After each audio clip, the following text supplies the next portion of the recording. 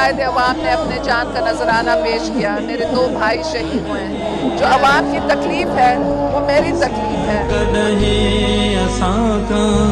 विसरी न सगदियां हर के हर हर हर के हर हर 27 दिसंबर तो जी याद रे पे।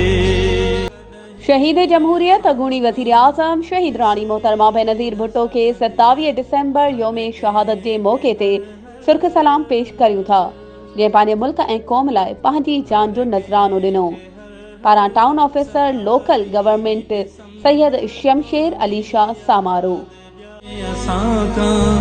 विसरी न सगदियां हर के हर हर